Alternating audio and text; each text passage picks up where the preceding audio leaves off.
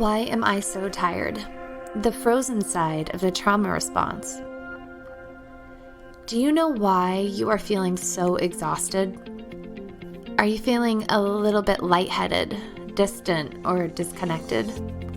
Despite the fact that your daily responsibilities may be lessened, your social life is cut off, and your workload is reduced, you still feel emotionally and physically drained. This is a trauma response.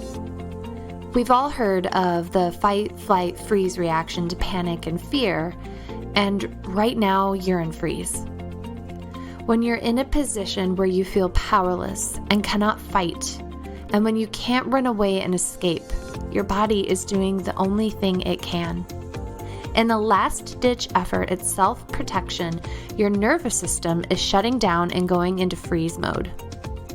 Today, we're going to talk about something called the amygdala hijack and what to do about it. Stick around to the end because I also want to share with you something pretty cool that we've created to support you during this time. Welcome to my podcast. I'm Dr. Nicole Cain, integrative mental health doctor, consultant, author, founder of the ACT method, and expert in integrative approaches to anxiety, depression, bipolar disorder, and trauma. You're going to learn about the wisdom of vitalistic and traditional medicine, and we are going to deconstruct the latest in alternative and complementary research. Together, we will explore the terrain of the human psyche as it relates to the complex interweavings that impact your mental health. I'm going to teach you how to design your life, and we will explore techniques for cultivation of emotional agility. If you're ready to turn the page to the next chapter in your life, then let's get started. Researchers describe 3 primary responses to fright and trauma. They are fight, flight, and freeze. This is also referred to as the amygdala hijack, a term coined by Daniel Goleman in his book, Emotional Intelligence: Why It Can Matter More Than IQ. Your amygdala is part of the limbic system in your brain, and its primary role is emotional regulation. The amygdala is also responsible for storing and processing memories of events so that you can make quick associations between past incidents and the current moment. When there's perceived danger, your amygdala acts quickly and produces an intense emotion of fear and coordinates a complex series of responses that is the fight, flight, or freeze response. The amygdala also shuts off your cortex so that higher order thinking is delayed or blocked. This means your body is running on sheer autopilot. Stress hormones are being released and your body is going into survival mode. But when you can't fight and when you can't run away, the only remaining option is to freeze. This causes us to feel depressed, lethargic, dissociated, and powerless. What started out as panic grows into avoidance and despair. Studies have shown that there is greater amygdala activation in individuals who have experienced trauma or chronic stress.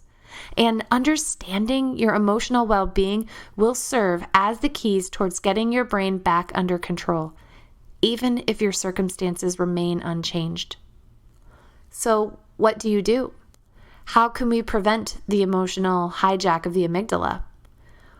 What do we do when we can't fight or flight and when our circumstances are not changeable? It is important to do the self-work during and after a crisis because the way you exist during a crisis will impact your experience going forward. Let's talk about affective tolerance. Affective tolerance is the ability to tolerate or deal with an affect or emotional state. One of the main goals of affective tolerance is to enable us to survive crisis situations. To aid in this process, I designed what I refer to as force field strategies for affective tolerance.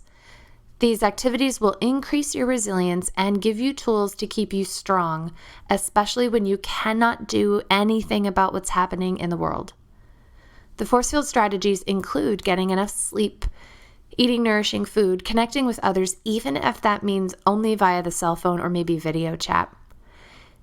Force field strategies include moving your body and getting exercise, even if that means you just do burpees in your living room. Force field strategies include taking your medicine and your vitamins and doing emotional work.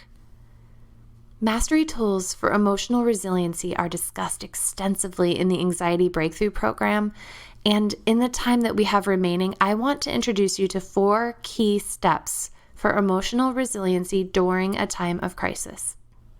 The first step, hold space for the emotion. Acknowledge out loud in a journal or to a loved one the gravity of the situation. Talk about what's going on. Name the emotions you are experiencing and talk about your worries and your fears.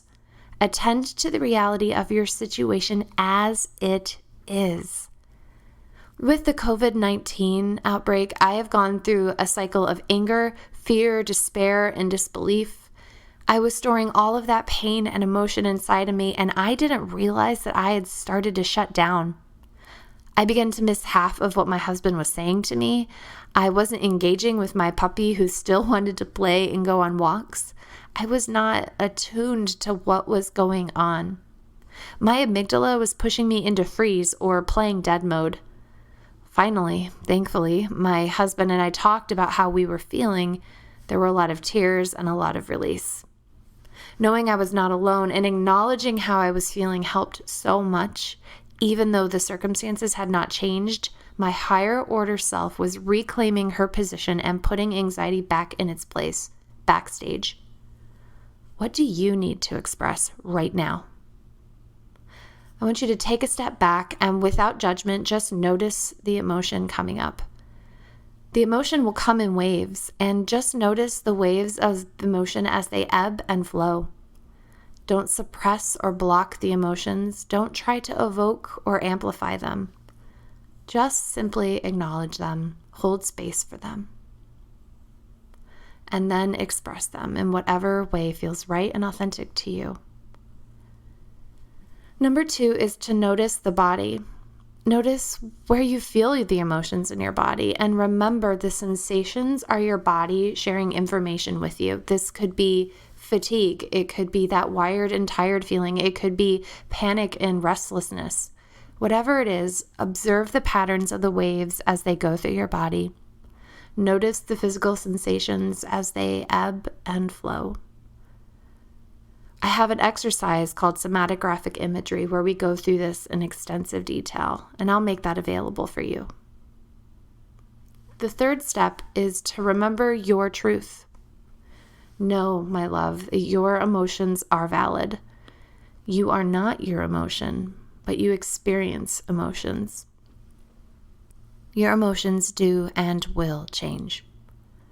Your emotions cannot harm you. Remember, there are times when you have felt differently. There will be times where you feel differently again. You are not alone. What truth do you need to remember, my love?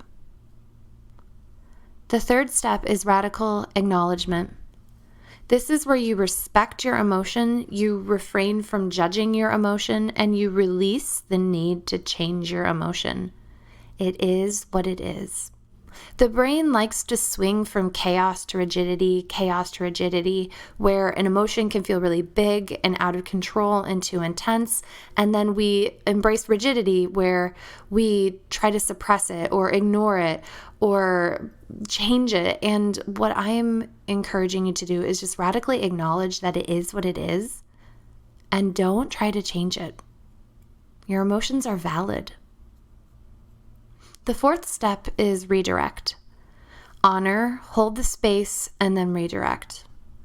We talked a lot last time in a conversation about how there's multiple truths in a situation. There is the darkness, there is the fear, there is the grief, but there's also light if you look for it.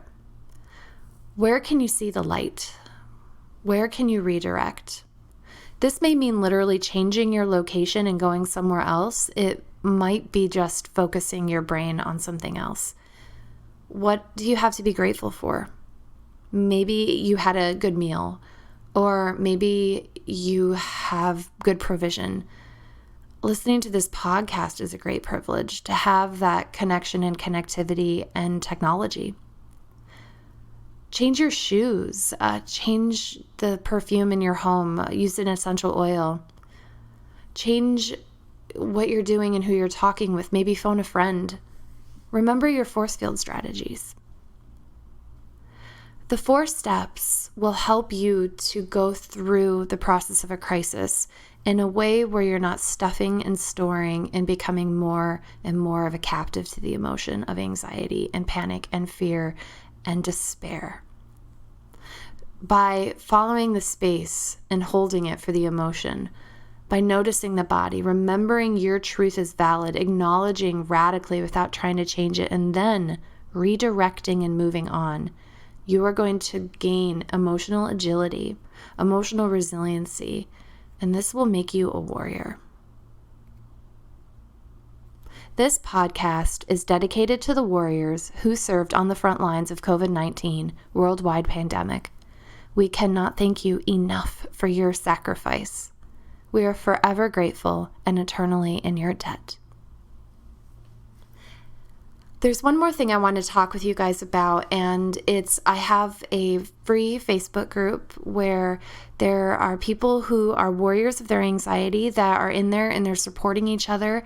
And I'm in there, and if you have questions, you need ideas or tips or support or whatever it is, I'm interacting and I'm there for you. You are not alone. You don't have to be alone. And so check it out. Go to Facebook and find my information, Dr. Nicole Cain, and we have an anxiety freedom group. And so you are very welcome to join that. Know you're not alone. Dig in, call your community, call your loved ones, and stay in tune. And sometimes those feelings of freeze can be really sneaky and they can creep up on you. I mean, this is what I do for a living, babe, and it crept up on me. And so be proactive, follow these force field strategies, do your 4 steps every day. The more you practice, the easier it'll get, the more automatic it'll get. So check out that information on Facebook and know, babe, that I've got your back. Hey everyone, thanks for listening. This has been Dr. Nicole Cain. If you want more free information on how to get your life back, check out my website at drnicolecain.com. You can send me questions, learn about consulting with me directly, and even preview my online courses. And now for the disclaimer. The recording you just listened to consists of the personal opinions of Dr. Nicole Cain, naturopathic doctor, and while these opinions are based upon literature, her counseling, education, medical training, and clinical experience, this content should not be viewed as a definitive opinion on the subject. Listening to this podcast is not a substitute for any sort of medical, psychological, or other form of treatment.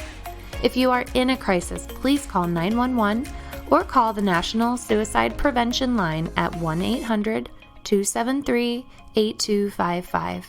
If you are in need of counseling, don't hesitate to make an appointment with a local counselor in your area. I'm so passionate about people getting their life back. If this resonates with you, and if you think this podcast would help someone you love, please share it with them. Stay in the conversation with me about writing the next chapter of your life the way you want it. I'll see you next time. Here's to your next chapter.